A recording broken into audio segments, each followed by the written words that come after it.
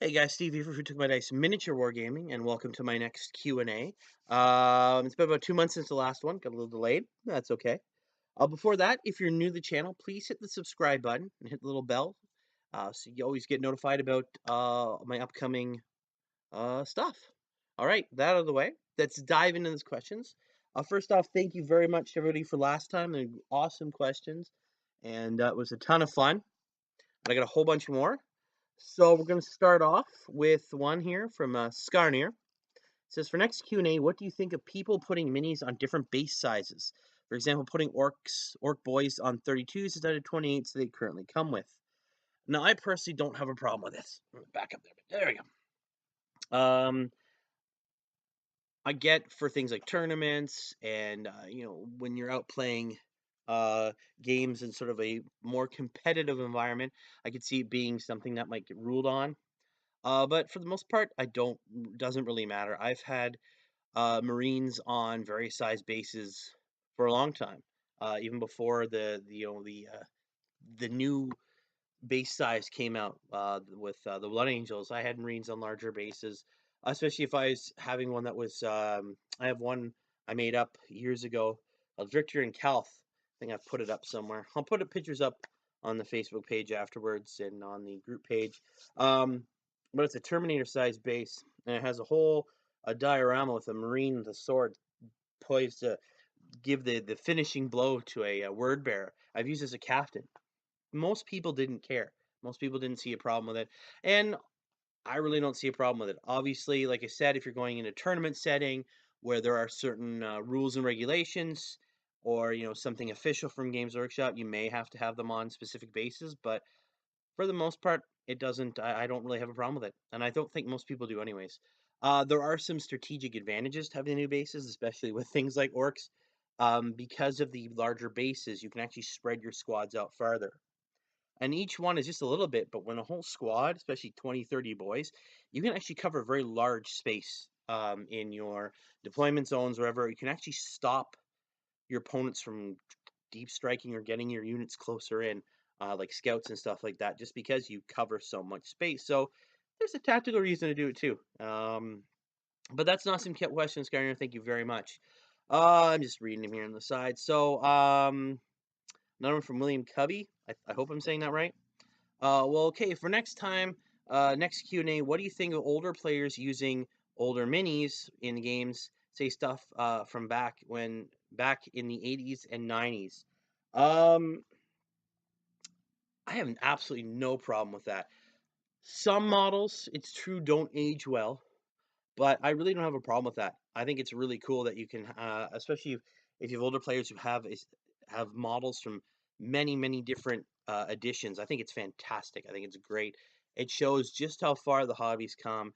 It shows just how, just the depth of some people's collection. I mean, I've got obviously new stuff. I have some new standard Marines that came out with this last edition. I've got a Primaris Lieutenant. I have my aggressors I'm painting up that are going in. But I have models from, oh God, uh, obviously lots of models in fourth, because that's when Ultramarines got a major boost with the new characters, my Tyrannic War veterans. I've got old metals from second ed and third ed. I've got old plastics. I have 3 Rogue Trader Marines in my army. So the really small old guys that I'm really, really happy with. I really like them. They're fun. I have another metal Rogue Trader Marine I should probably paint up at some point, and I have a really, really, oh god, ugly Rogue Trader Chaplain that I will never ever actually put in my army. He's just too ugly. He's too ugly. Um, he's got the skull face, the helmet, but it looks less like a skull, more like someone beat him till he just puffed out, and it's horrible. But yeah, I think it's great having a combination of new and old models. Like I said, sometimes they don't age well.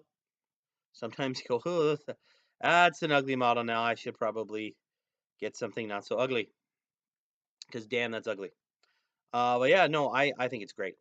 I think it's fantastic. I think if you got the old models, you want to bring them out. I mean, hell, the Forge World, I think it's either up for pre-order right now. They've got the old school Land Speeder back.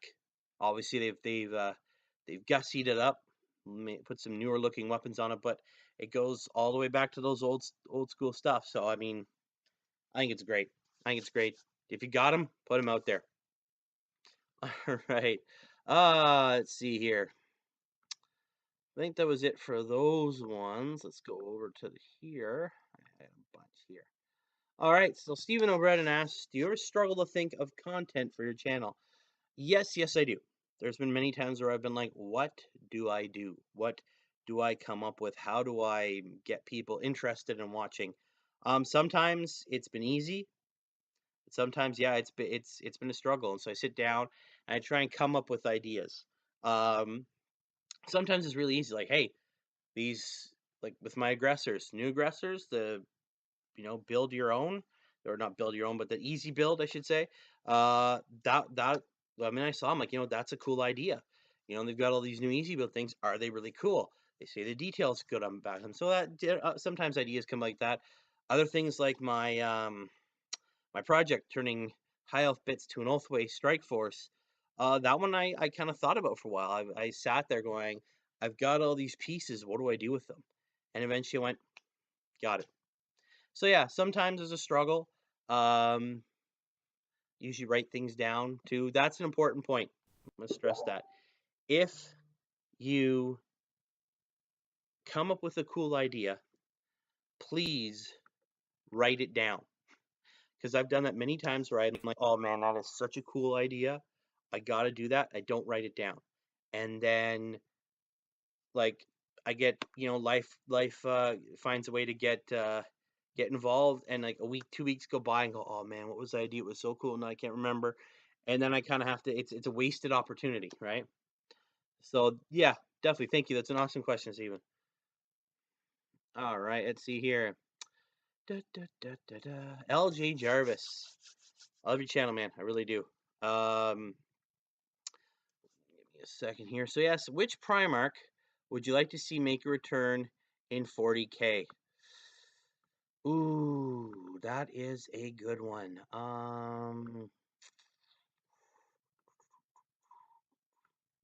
I've thought about this a bunch ever since I saw the question.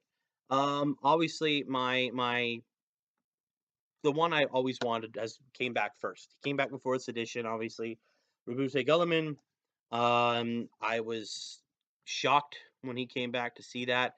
It was awesome to see him back though, but that would definitely be the very first one I'd like to see come back. And he has. Yay, I'm happy. I'm just trying to find those questions. They vanished on me now. Stupid computer. But yeah, definitely that was one of the first ones. But one I like to see back now. I'm gonna have to say the one that I want back more than any of the others would most likely be I'm just thinking here. Probably Russ. I'm gonna say Leman Russ. And I'm actually kind of surprised that he didn't there was not even a hint of him coming back when they did all that Space Wolf Thousand Sun stuff, because that was, to me, that was one of the that would have been a perfect time to sort of foreshadow him returning, right?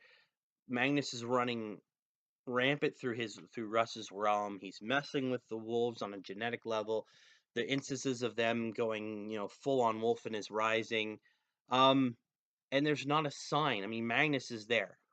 It takes Grey Knights and Logan Grimnar to even wound him and drive him off. But no, he doesn't come back. There's not even a hint, not even a whisper in there. Excuse me, of him returning. So I thought that was kind of weird, but I'd like to see Russ come back. Russ was one of those ones that disappeared.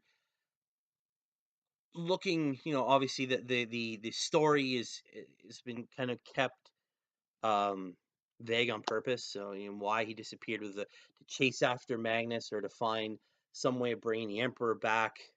But the fact that like he just kind of said something to Bjorn and then took off, and Bjorn was left behind sort of.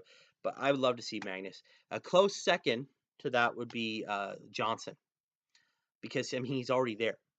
If you read any of the Dark Angels fluff, he's actually sitting in a area of the Rock, their big flying fortress monastery, what's left of Caliban, um, and he's there, and the Watchers in the Dark know he's there, and even the Emperor, as it says in the book, probably knows he's there.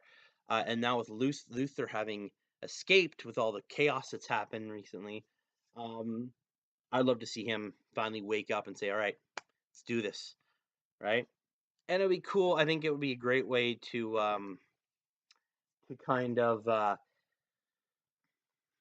with him back, sort of kind of ground out the truth of who really was the heretic there. Was it Johnson and his Dark Angels, or was Luther and his Dark Angels, right? So I would great to kind of get that finally sorted out. But yeah, so thank you for the question, and yeah, I'll let you know. You said send a link. I will do that. All right. Uh, all right, we have Stu Martin asking, what is your thoughts on Speed Freaks? Do you think people play it as a standalone game, or it'll be like Imperial Knight Renegade and really only bought for the models? I would love to say that it'll be played for its own game, and I'm undoubtedly sure that there are many people who will actually play the game. They will actually play Speed Freaks. They'll play those rules. But yeah, I have a feeling more than the vast majority of people will buy it because it's a great detachment. It's an army in a box, and you get everything you need to have I think it's an Outrider detachment, blah.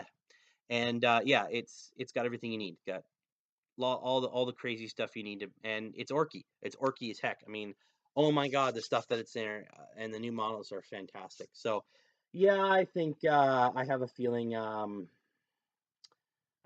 Yeah, it's probably more often not going to be bought just for the parts, just to build the models and not actually play the game. Unfortunately, at the same time, it is a great way to introduce somebody to 40K through these side games. I think part of the reason why they're releasing all these smaller games is so you have an easy way into 40K. Things like uh even the combat stuff, what was it called? Lost Patrol ever, where you had scouts and gene stealers. Great way to get in the game. Two small little fat parts of a much larger armies, and you just get to put together. Yeah, the game itself is a bit more complicated, but it's a great introduction. Kill teams is another great way because you really only need us like even a half of a squad, and you can start playing. So I think it's great. I think it's a great way to introduce people to the larger 40K. But yeah, as what do people keep calling me? Um, I think the I think more people will unfortunately just buy it for the models. Long story short. All right. So thank you, Mr. Martin. Awesome question. And last but definitely not least, the man, the myth, the legend himself, Nick Beer. He said, "Oh, good, another Necron question. Then, as you love them so much, actually, I do. I don't mind questions about anything. Do you think we'll ever get real Star Gods back again instead of the shards?" So, if you have no idea what he's talking about, you're new to it. Back in third edition, the Necrons were a far different army than you see now. Obviously, there's been lots of new models added, but back in third edition, Necrons were more along the lines of the undead of 40K. They're still kind of that way with the reanimation protocols, but back in the third ed, they were much more like it. There was no such thing as anybody having a personality. They were all mindless automatons for the most part. Even the lords, and lording over them were these star gods, the Deceiver and the Nightbringer, and these were full-on gods. As one is shard, it wasn't half a god or an avatar. These were the gods. Um, so yeah, and they were really cool, and the stories in the book were they were spine tingling. They were nasty. They were scary, scary stuff. And it was cool because they were actual gods, right? The few the few we only ever got to see, and then they were destroyed, and they would coalesce again. They were really immortals, right? Um, then when they gave them the upgrade, they brought in the Pharisees. The characters got their personalities and minds back. The destroyers went just from heavy Necrons to something or something wrong with them. They just want to burn everything. They all got an upgrade. They all got fleshed out more. There became more to them than just being mindless automatons. It was all really, really good. It was a great way to flesh out an army. The only downside is that in the fluff, the Necron actually rose up and killed the Star Gods and shattered them into these shards. So now you have the Shard of the Nightbringer, Shard of the Deceiver, and even the Ascending Catan is, while powerful, is still just a bunch of shards, not a full Catan, right? So that's just a quick overview there.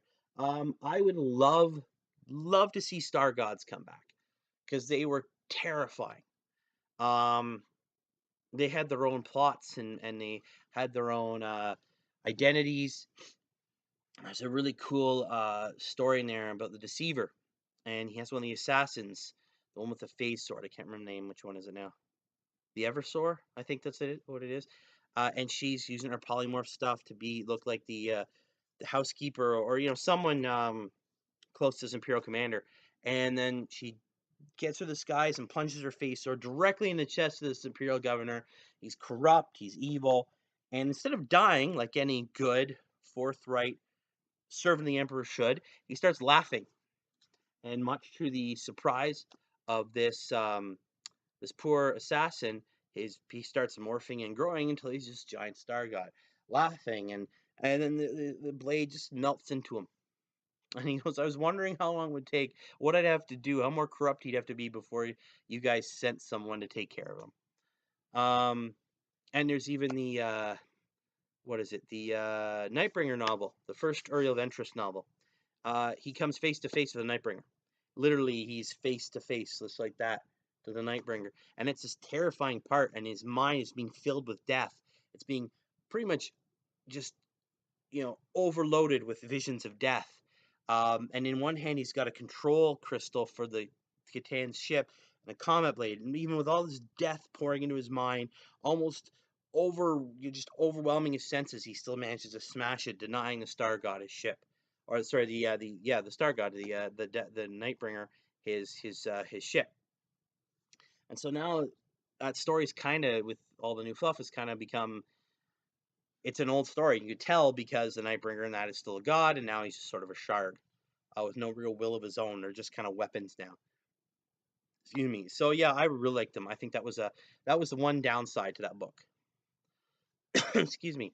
All right. Well, that is it for questions, everybody. Thank you very much once again for some of the fantastic questions, and please send some more. I'll be posting this on the Facebook group, our Idic Beer Wargamers Unification group page. And yeah, so please, more questions there. Throw them down in the comments below. And I will definitely see you guys in the next video. Thank you very much as always. And keep rolling those dice. We'll see you later. Bye.